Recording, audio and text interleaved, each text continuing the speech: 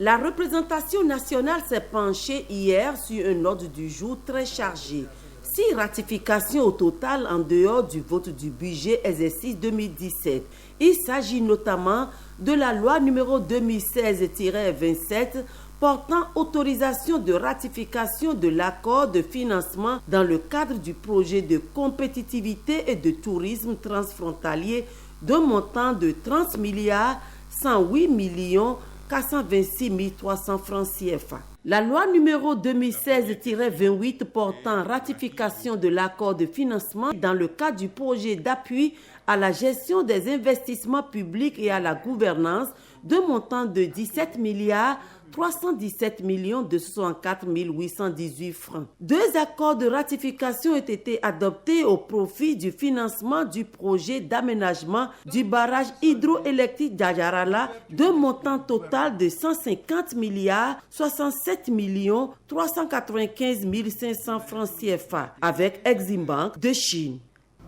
Quelles mesures envisagez-vous pour le remboursement de ce prêt dans un délai raisonnable? Deuxième question. Monsieur le ministre, vous voudrez bien nous apporter des précisions par rapport aux zones urbaines, semi-urbaines et rurales retenues dans la composante numéro 3 de ce projet. Avec les financements trouvés pour ces 6 ratifications, régulièrement à un taux de moins de 2% contre la banque togolaise, la BOAD, où on allait toujours nous chercher des financements d'un taux de plus de 8% et je considérais à l'époque comme de l'usure, et que le gouvernement nous cherche aujourd'hui des financements avec un taux de moins de 2%. On n'a pas de raison à ne pas féliciter ce gouvernement.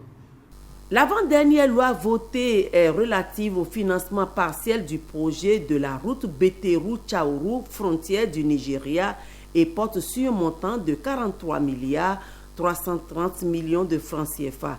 Et enfin, la loi numéro 2016-32 portant autorisation de ratification de l'accord de service d'Idjara signé à Djeddah le 8 août 2016 avec la BID concerne aussi le financement partiel du projet de route Beteru-Tchaourou, frontière du Nigeria, pour un montant de 1 milliard 780 millions de francs CFA. Les députés, dans leur grande majorité, ont souscrit sans réserve à ces accords de ratification et donnent ainsi au gouvernement les moyens de réaliser ces projets de développement. Je voudrais également remercier les membres du gouvernement, M. le ministre des Finances, M. le garde des Sceaux, l'ensemble du gouvernement.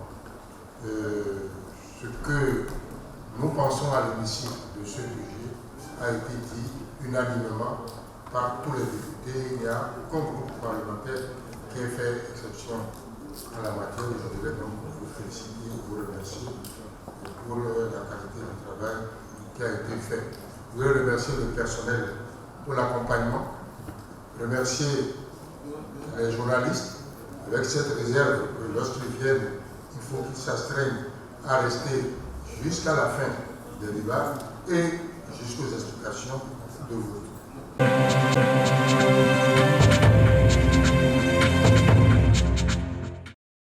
Pour son 9e congrès ordinaire, le Syntraco veut réfléchir sur la concurrence qualifiée de déloyale et d'injuste dans le sous-secteur cimentier du Bénin. Une situation qui semble inquiéter particulièrement les travailleurs de la société de production de ciment SCB Lafarge. Ils craignent en effet une suppression massive de postes dans les prochains jours. Si nous sommes en congrès bien habillés, ce n'est pas parce que nous vivons les meilleurs moments de notre carrière, mais plutôt une manière de nous remonter le moral et nous tenir prêts à sauver notre société.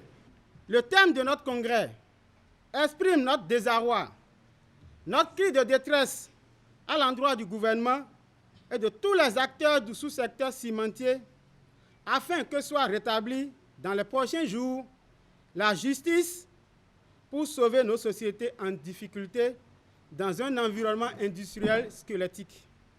Pour les congressistes, l'arrivée d'un 4e promoteur et l'introduction de produits de contrebande sur le marché cimentier béninois a créé une instabilité sans précédent dans le secteur.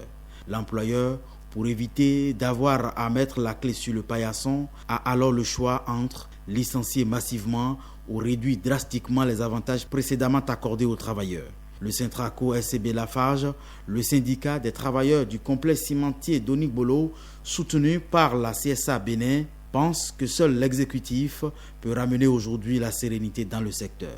Pour parler de concurrence dans un secteur privé, la concurrence est ouverte, mais il faut qu'elle soit loyale. Il faut que vous soyez soumis aux mêmes conditions pour payer les mêmes impôts. À la faveur des présentes assises, le Syntraco devrait procéder au renouvellement des membres de son actuel bureau. Les militants déclarent placer leur espoir en eux.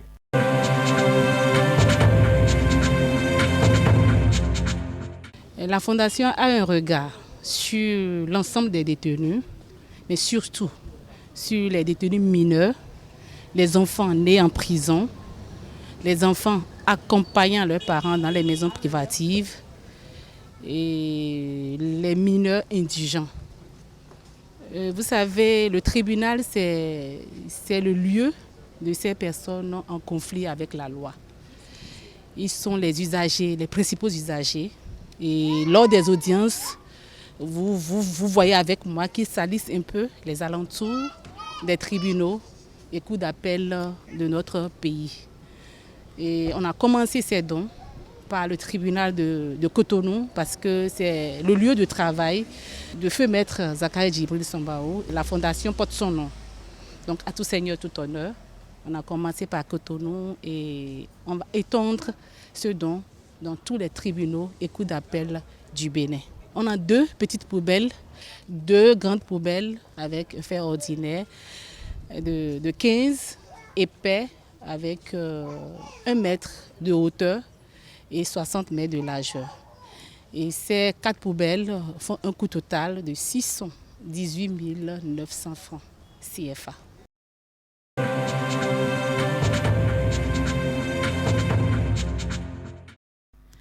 La voie que l'association Vignon de Gbessou tente d'ouvrir dans le lit du fleuve Ouémé revêt une importance capitale pour les communautés engagées sur le chantier. Beaucoup pensent en effet ici que c'est une trouvaille contre les tragédies que les paysans de la localité vivaient jadis. Nous avons nos parents à Porto Novo, à Cotonou et même au Nigeria, qui sont obligés de faire le détour d'Azaoulissé en venant au village. C'est harassant et nous voulons mettre un terme à cela.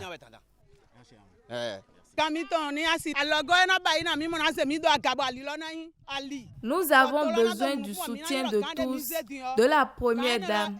Nous voulons que le président de la République pense à nous sortir de cette souffrance.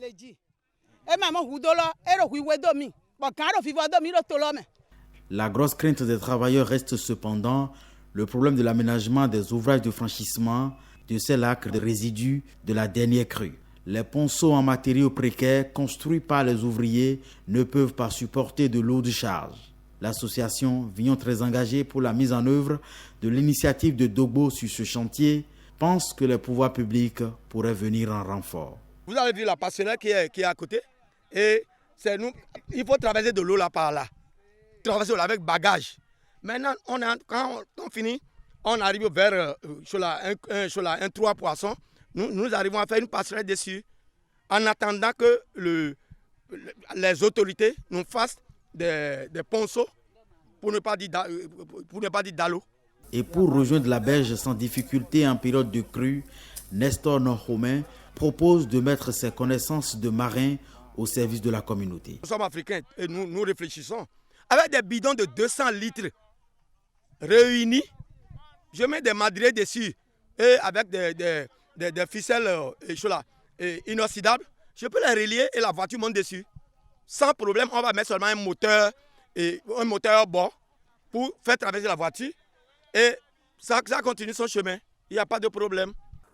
L'édition 2017 des retrouvailles annuelles des ressortissants de la vallée de l'Ouémé, Ouémé-Houé, démarre le 10 janvier prochain.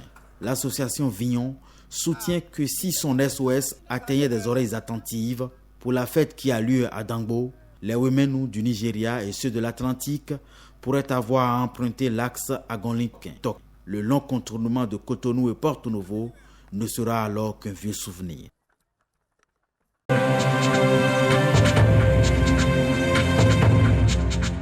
Des élus locaux de Semenpodji sur la plage de Sekandji pour le lancement de l'opération de nettoyage et d'assainissement des plages de la commune. Une opération qui s'inscrit dans le cadre de la décision prise par le gouvernement le 30 novembre dernier. Une décision qui vise à rendre propres les différentes plages du pays. Si, au niveau de Semenpodji, qui a 9 plages, nous avons choisi de faire le lancement sur ce site de Sekandji, c'est parce que Sekandji est trop insalubre. Et nous connaissons la raison. Regardez de part et d'autre. Nous n'avons que des parcs de véhicules d'occasion.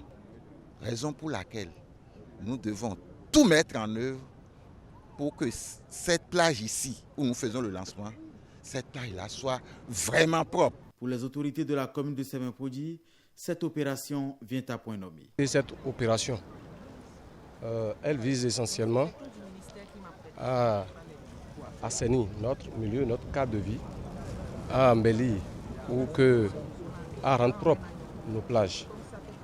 Et comme vous savez que sous peu, il y aura un événement à ne plus important dans notre commune lié au pèlerinage des christianistes célestes.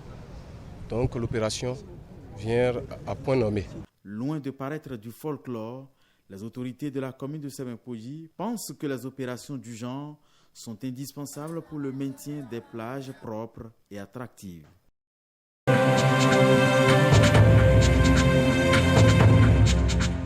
Des présidents de région, des chairmen de districts et autres responsables de l'église protestante méthodiste du Bénin en formation à Porto Novo. Ils sont là le temps d'une journée pour se familiariser aux méthodes modernes de planification familiale. L'initiative portée par le projet Les religieux s'engagent se propose d'évoquer un sujet sensible dans un milieu où les comportements sont dictés par des dogmes. Dieu a ordonné, mais Dieu aussi veut notre collaboration. Et là où il nous attend aussi, c'est qu'il nous a donné de l'intelligence, de la sagesse pour pouvoir être responsable. Et il ne sera pas aussi content que parce qu'il a dit de remplir, que nous remplissons la terre de façon exagérée et qu'après nous l'invitions pour dire viens coller, viens nous colmater les dégâts.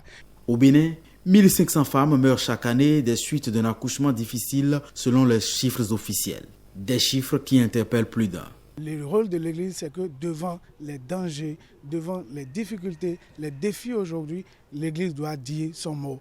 Et en tant que responsable, en tant que le lieu par excellence de l'éducation, l'Église doit aider l'État à vraiment enclencher ce processus pour la santé de la mère et de l'enfant. C'est de ça qu'il s'agit. Dans ce nouveau processus de préservation de la vie de la femme et de l'enfant, la gente féminine au sein de l'Église protestante méthodiste pense en être la grosse bénéficiaire. Nous avons la chance que cette méthode de planification soit portée au sein des religieux, au sein de l'Église. Donc, c'est le soutien que les femmes ont aujourd'hui par rapport à cette disposition première qui dit que la femme doit être soumise à son mari et qu'elle est obligée d'accepter d'avoir un nombre important d'enfants parce que le mari n'a pas encore le sexe qu'il veut. Il est attendu des participants à la présente formation, une fois retournés chez eux, de trouver les meilleures formules pour répercuter les informations reçues.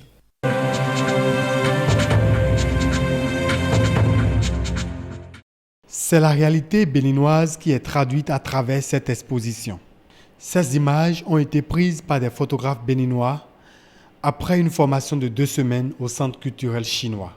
Les participants ont acquis de nouvelles connaissances sur la photographie. Nous avons sélectionné 49 photos exposées avec le formateur M. Yang Yue-Lian. Et ce sont les photos qui reflètent fidèlement la vie quotidienne du peuple béninois. Je vous félicite pour cette œuvre avec seulement une vingtaine de jours de formation. À Après cette phase théorique, la formation s'est poursuivie avec la phase pratique sur le terrain. Ainsi, les participants constitués en chasseurs d'images se sont rendus dans les zones, dans 3 villages, à savoir Zilier, Gambier et Glo, dans la commune d'Abomey-Calavi. Le rêve est de faire décoller la photographie d'art au Bénin. Le Centre culturel chinois ne compte pas s'arrêter en si bon chemin. Il invite déjà la population à la célébration du Nouvel An chinois en début d'année 2017.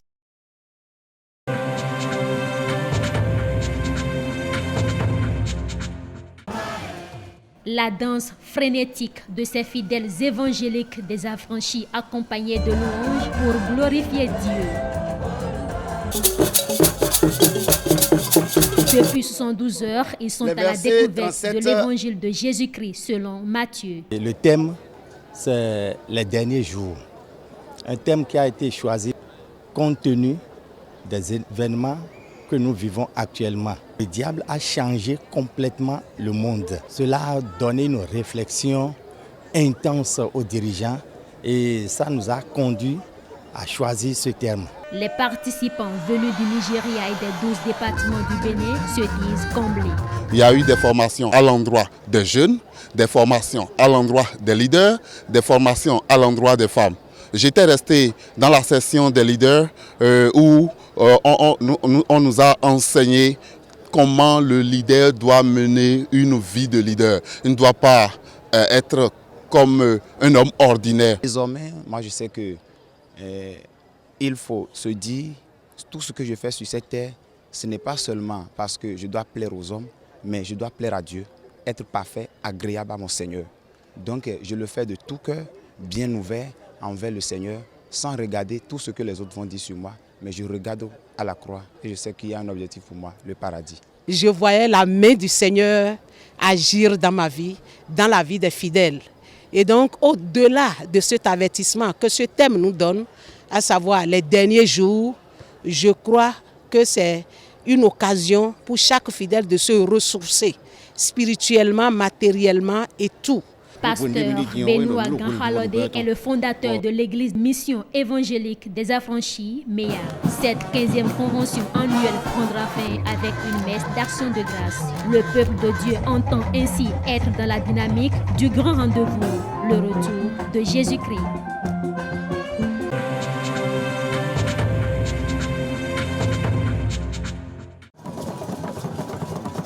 Ici, nous sommes à la plage Sobetex à Kpakpa, à Cotonou.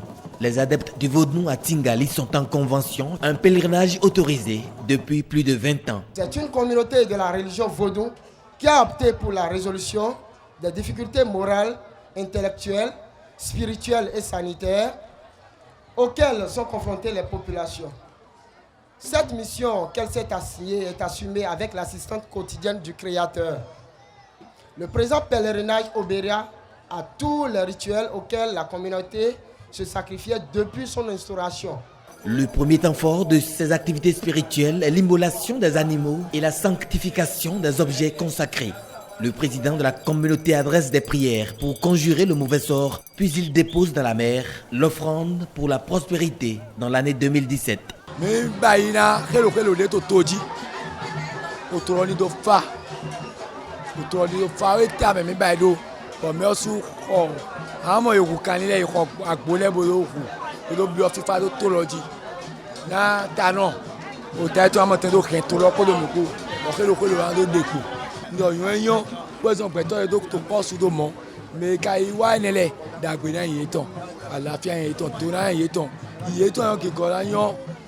C'est un moment propice pour les adeptes venus de partout pour recharger leur batterie spirituelle. C'est la 3e fois que je vois un truc de voodoo, mais c'était toujours différent.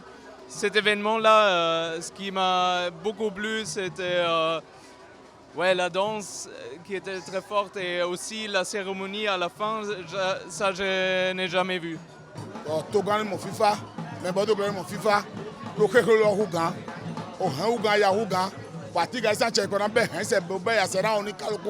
À ce pèlerinage, certains responsables reçoivent une attestation de bonne pratique.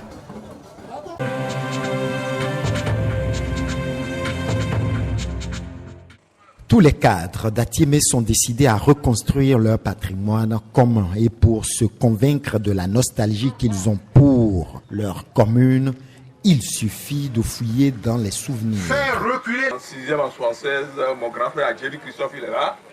Il était mon suin.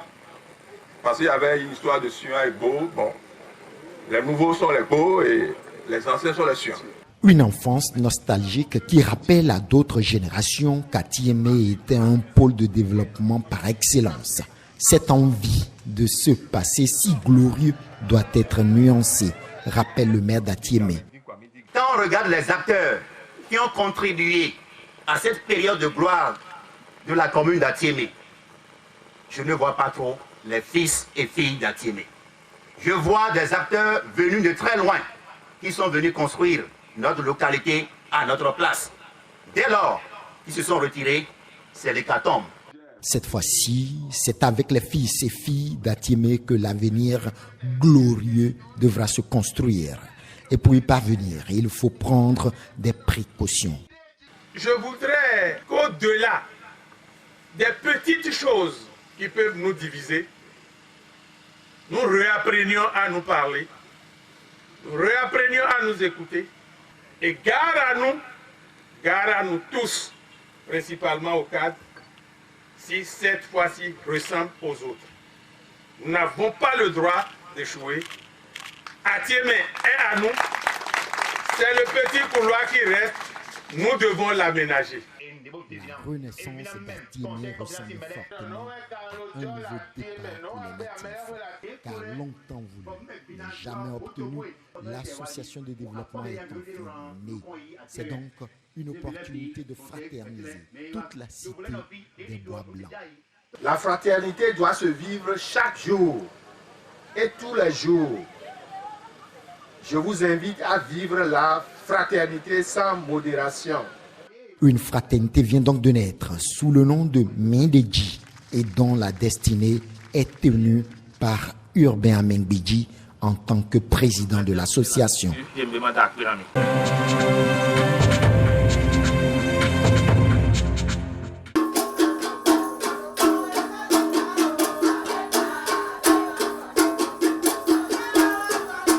On a choisi les Ahossi une journée spéciale pour qu'elle prouve que c'est la fête de celui qui a créé la royauté à Hogboun, devenu Porto Novo. Et c'est un héritage que le vénéré Teagbani avait légué à ses descendants et qui nous ont laissé. Et c'est un bon héritage.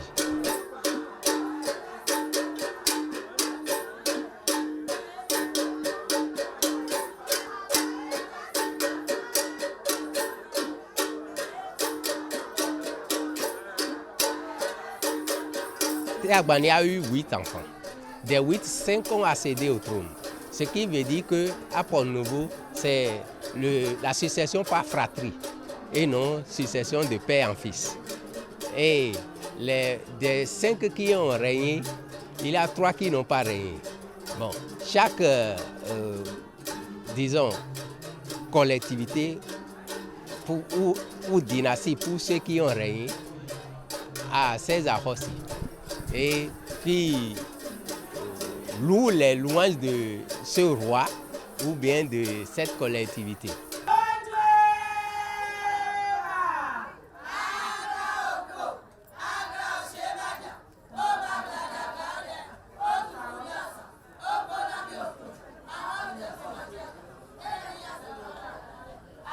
Nous invitons toutes les bonnes volontés, les descendants, alliés, parents, amis et sympathisants de la collectivité royale Teagbani à fêter avec nous.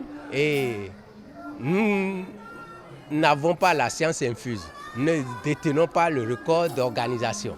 Nous les supplions pour les désagréments que nous avons eu à leur causer et nous les invitons à se rapprocher de nous pour qu'on puisse corriger et et pérenniser ces manifestations.